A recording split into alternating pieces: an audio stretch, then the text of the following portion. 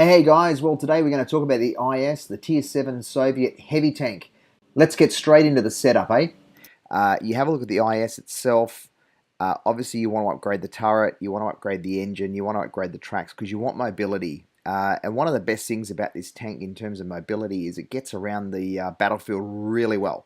So when you start looking at the speed that the thing gets across, 34 kilometers an hour, it runs around pretty much like a medium. Not quite the medium speed, but you can keep up with them enough to be able to give them support. So that's definitely a feature of the tank. But the gun I use is the 100mm D1 OT. And you sit back and you think, that's a strange loadout because there's two other gun options here. But if we actually look at this, the thing I'm looking at is the rate of fire. And the rate of fire is what really makes the gun sing. 7.92 rounds per minute, and you're doing 210 to 350 damage. Your penetration is 149 to 201. Pay attention to that when I click on the next gun. The 122mm D25. There's no extra penetration, you just do more alpha damage. Now, you start weighing that up, and you're dropping 3.79 rounds per minute down, so you're down to 4, which is really slow. And if we move up to the next one, which is the 122mm D25, the actual figures are down by 3.17. So again, you're looking at more alpha damage, but your penetration's the same. So you're still going to bounce off some of those tanks in the wrong position, and then you've got this long reload time. So what I've actually found works the best in the tank is the 100mm D1 OT. And you can just do that kind of 210 to 350 kind of damage. If you get a good roll, you're up around sort of 280 to 300, but you're doing it a lot more often. Your aim time's pretty good and things like that. So that's the gun I use. And if we bring it back to our equipment, I've got gun rammer as well because I want to increase that. I mean, you could run the actual calibrated shells if you wanted to. It gives you a little bit more pen. I tend to run gun rammer. I want fast, reload time. I want to get those bullets or the shells into the opposition. Obviously, everyone runs improve optics, even though you're still 271. That's not bad. I run engine accelerator because I want maneuverability. I want to be able to get this thing into a position that I can get bounces off the front of, by angling the front properly. And I actually run improved assembly. The improved assembly obviously just gives you more hit points, right? 1305. And on here, enhanced gun laying drive, which helps the aim time come down because that is a bit of an issue. If I was to unlock anything more, I would go again to reduce aim time again. That would be probably my next step, but I wouldn't go beyond that. And you can see I haven't at this stage. So that's my thoughts on that. In terms of shell, what I carry with shells, 100mm, the standard AP rounds, I carry a majority of those. I carry a couple of the premium rounds, and I always convert it over here from gold to credits, so that way it's not eating into your bank. And it gives you a little bit extra pen, which does help if you're trying to get through some tier 8s. It will help you in that regard. And heat, I've got a couple of heat, only for those tanks that really are vulnerable to it. So that's my loadout on IS. Getting into gameplay, putting all that equipment and everything like that to good use, you've got to use the ability of this tank to really sort of keep the angles in the right place for you. As with any of the Soviet tanks, it's got good angles, and that allows you to play a certain style. You can side scrape really well with any of these sort of IS tanks that go right back to KV1. You can side scrape fairly well with them because the tracks actually hang out the side of the tank, the main body of the tank. So what that means is you can shoot a track and you're not going to actually do a lot of damage to the tank. You might stop the tank, but you won't actually damage the tank, and therefore your crew and everything like that's safe. If we look what we're doing here, we're just pushing up this channel where the medium tanks would normally roll, and I'm trying to obviously come down here in the safest way possible, keeping over to one side, and see if we can spot any of the enemy. I've noticed on the map that the team's following us, and this is a tier 7 match. So, we've got a fairly good chance. In an IS, in a tier 7 match, you've got a really good chance of coming up with tanks that aren't really going to worry you too much unless you get overwhelmed. But just because this is a heavy tank and I'm going to sound like a broken record here, doesn't mean you can pop out in the front of everyone else and just start shooting away and thinking you're going to get away with it. You're not. And now you'll see the reason why I choose the gun that I choose on this tank. I'm not looking for the big derp cannon that's going to do massive amounts of alpha damage and then take forever to reload. You can see I shot that guy. I pulled back. I'm still not sure where the rest of the team is.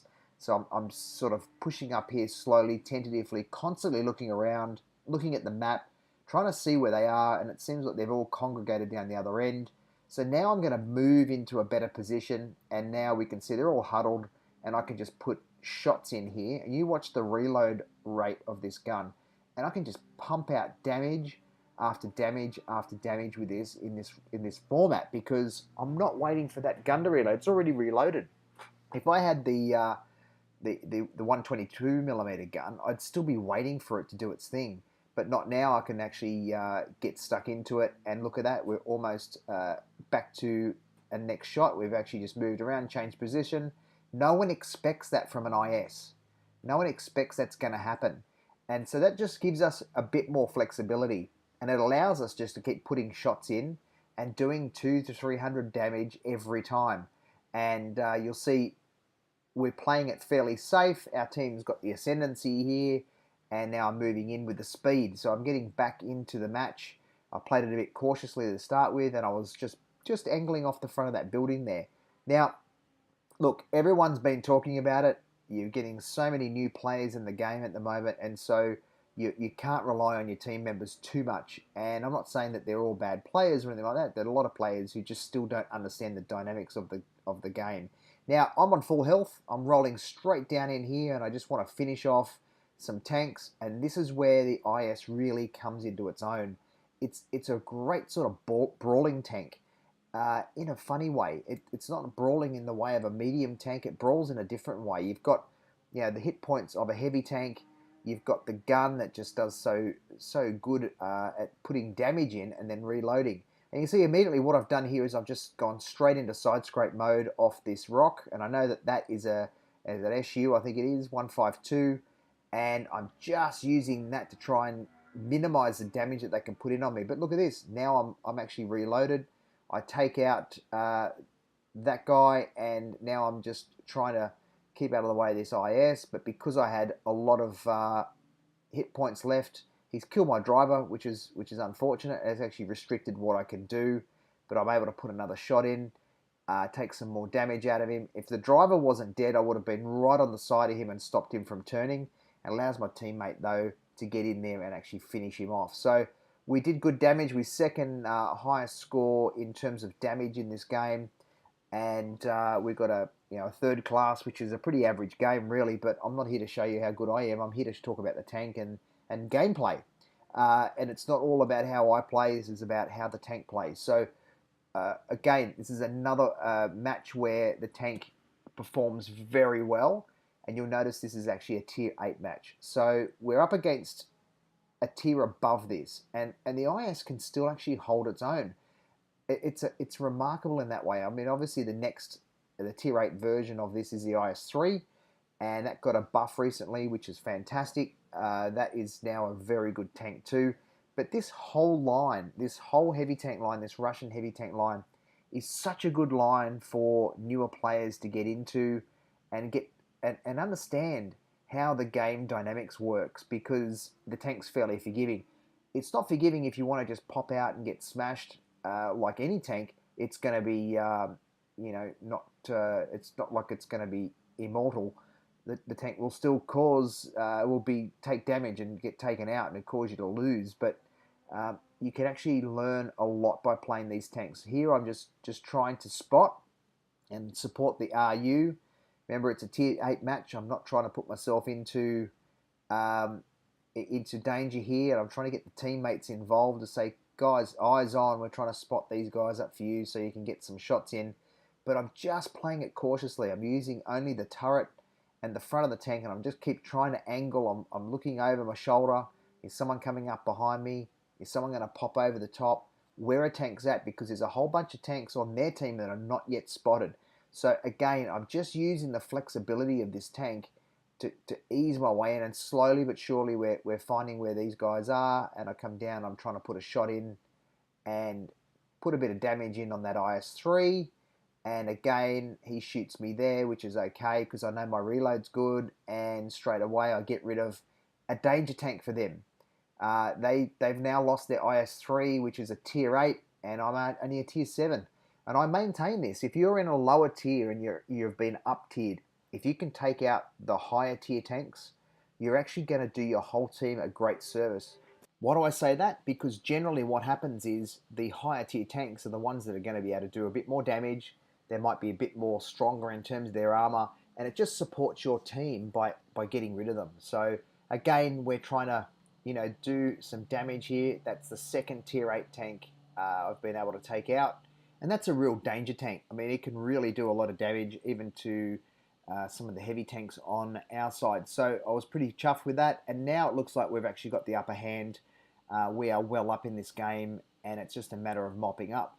But look at the, apart from running into that building, look at the mobility of the IS.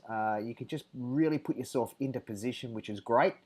And it runs around the battlefield faster than you really expect. Look at that shot straight on the front of an IS-6.